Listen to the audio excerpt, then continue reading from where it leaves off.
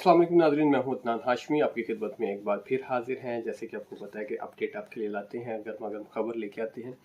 आज दो तीन खबरें हैं, ठीक है, और हमारी कोशिश होती है कि आपके लिए थोड़ा चेंज लेके आएँ। आज जाहिर सी बात है, मुल्क के हवाले से कोई डिस्कस करनी थी चीज़ें।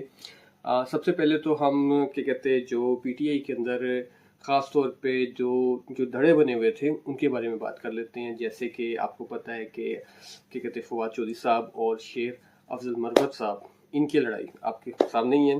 सोशल मीडिया तक पहुंच गई इनकी लड़ाई, एक दूसरे को जो तंज के अल्फाज बोले जा रहे हैं, और ख़ास तौर पे जो शेर अफजल मरवत साहब ने जो लफ्ज़ बोले, ठीक है, उसके बाद जो रद्द-ए-अमल आया फवाद चौधरी साहब का। फवाद चौधरी साहब ने कहा अपने जो ट्विटर प्रोग्राम में, वो उसको मार्क करके ना, उसको जैसे वीडियो को मार्क करके नहीं करते, उसको मार्क करके उन्होंने कहा कि हम सिर्फ खान साहब की वजह से खामोश है, वरना मैं कुत्तों की बात का जवाब नहीं देता। मतलब इतनी बड़ी बात उन्होंने शेर अफजल मरवत साहब के लिए कह दी, अपनी पार्टी के मेंबर्स के लिए कर दिया। और बड़ा नाम, मतलब छोटा नाम नहीं। खैर, अभी ये नाम बना है, कोई इतना बड़ा नाम नहीं था। ये भी सियासत में नाम आया जब अब ये खान साहब अंदर गए, और उसके बाद जो हालात थे, ठीक है, 9 मई के बाद ये सारा अभी सिलसिला फवाद चौधरी साहब का अगर जिक्र किया जाए तो फवाद चौधरी साहब एक बड़ा नाम है, ठीक है। वो चाहे जिस लेवल पे रहा है, जहाँ मतलब वक्त के साथ साथ अपने आप को चेंज कर लेते हैं, पार्टियां चेंज कर लेते हैं, बट नाम बड़ा है उनका। खैर, उन्होंने ये अल्फाज बोले हैं और उसकी वजह से सियासत जो उनसी बड़ी चेंज हो गई है। और ख़ास तौर पे जो पीटीआई वर्कर है वो बड़ा परेशान है। कुछ लोग इस तरफ मतलब गाली दे रहे, कुछ लोग इस तरफ दे रहे, और कुछ लोग बेचारे खामोशी से नीचे कमेंट्स कर रहे हैं कि हम खामोशी बेहतर है, ठीक है। खैर, एनीवे, ये सिलसिला तो चलता रहता है, आपको पता है। ये तो मैंने आपको फर्स्ट डे से कह रहा हूँ कि बड़ी काम खराब है। और जो इस टाइम जो पीटीआई के लिए जो अच्छी खबर है, मैं ये समझता हूँ अच्छी, जैसे कल भी हमने आपको अच्छी खबर दी थी और आज भी अच्छी खबर देंगे कि खान साहब ने जो बुशरा बीवी है उनको तैयार कर लिया सियासत में, जब तक खान साहब अंदर है। अब ये आप कह सकते हैं कि जब तक अंदर है तब तक है। जैसे मियाँ साहब अंदर से तो मरियम को ट्रेन किया गया था, मरियम मैडम को, हमारी जो सीएम है, तो इसी तरह खान साहब ने बुशरा बीबी को सियासत में। और आज मेरा ख्याल है कि आप जब तक आप मेरी वीडियो देखेंगे तब तक आपको अंदाज़ा हो जाएगा कि बुशरा बीबी प्रेस कॉन्फ्रेंस में भी आ चुकी होगी, हमारी इत्तला के मुताबिक वो अब तब तक हो चुकी होगी और बड़ी सियासत में एंट्री डाल दिया।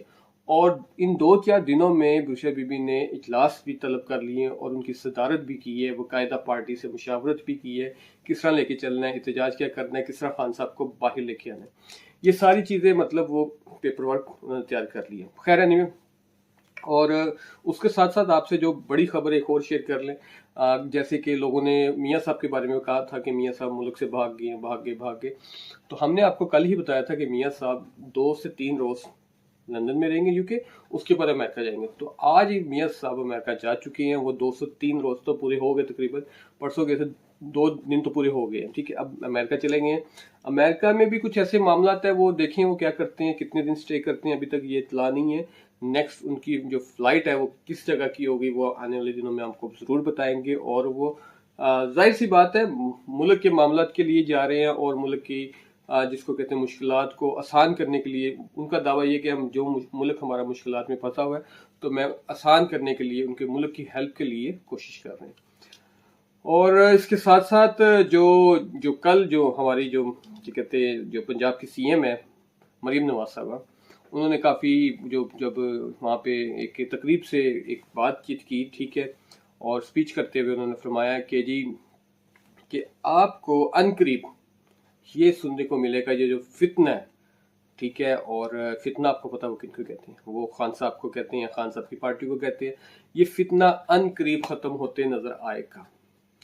तो जाहिर सी बात है जी, मरियम मैडम ने कहा है तो कुछ ना कुछ होगी बात। उन्होंने तकरीर के एंड में बताया, फिर किसानों के लिए उन्होंने पैकेज बताया कि कार्ड लॉन्च किया है और ये है वो सारे सब मामला। फिर रोटी के बारे में बताया कि रोटी इतनी सस्ती हो गई है, ठीक है, और आटा वगैरह सस्ता हो गया है। मतलब ये सारी चीज़ें डिस्कस की। हाँ, ये ज़रूर है कि इससे मैं थोड़ी सी ये बात को टच करते हुए मुल्क के हालात की तरफ लेके जाऊँगा। कुछ बेहतरी है।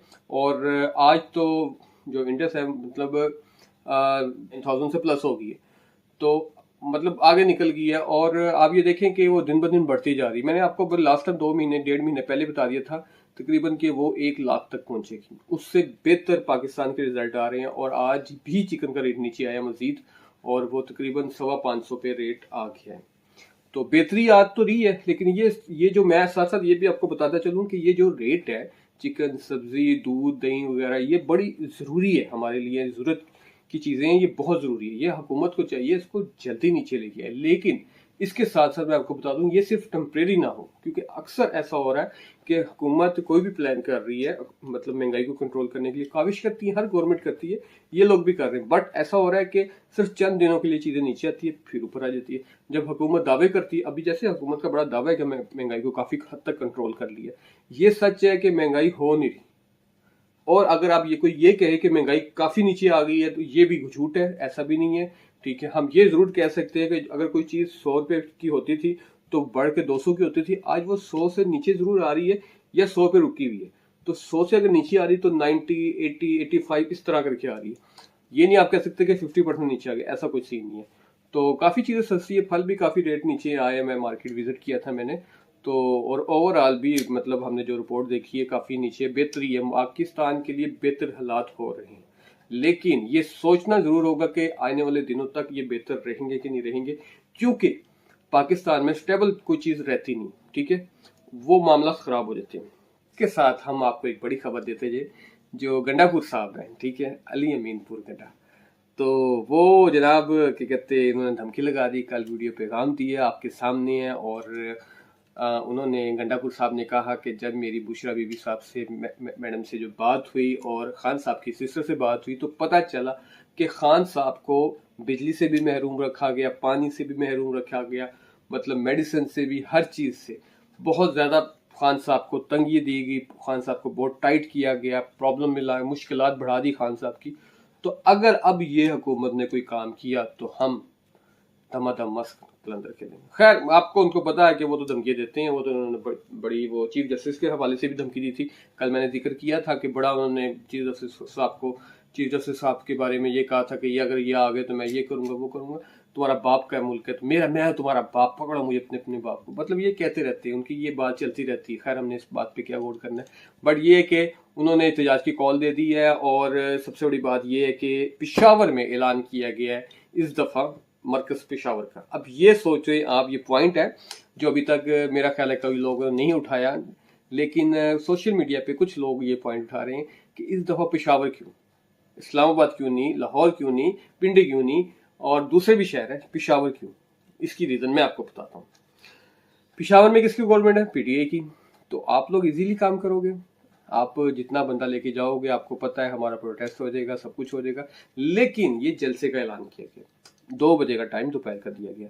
उसकी वजह आपको पता है कि पेशावर में ज़रा रात को लोग नहीं निकलते, पेशावर के रात के हालात कुछ और होते हैं, ठीक है, लाहौर के कुछ और होते हैं, लोग तो 9, 10, 11, 12 बजे तक टिक जाते हैं जलसा गाह में। पेशावर में ऐसा सीन नहीं होता, वहाँ पे दिन में जलसे होते हैं, दोपहर को ऐसे करके ना।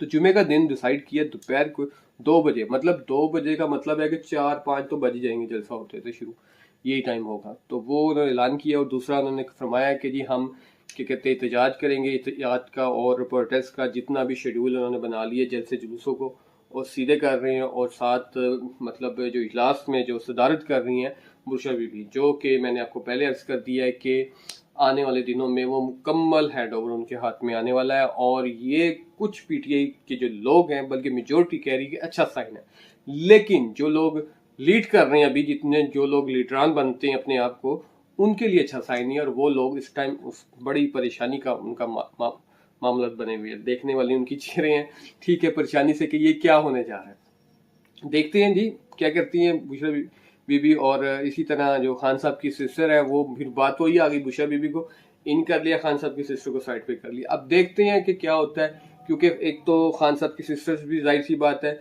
वो भी बड़ी अहमियत है उनकी, और बुशरा बीबी की भी बहुत अहमियत है। देखते हैं कि पार्टी के जो चेयरमैन है, जो अभी जो मौजूदा चेयरमैन है गौहर साहब जो उनसे हैं, ठीक है, वो देखते हैं वो किस तरह चलते हैं, या क्या मतलब अपनी प्लानिंग बताते हैं, क्या राज बताते हैं, क्या जोड़ तोड़ करते हैं, क्या करते हैं, या धोखे में रखते हैं, ये आने वाले दिनों में आपको जरूर पता चल जाएगा।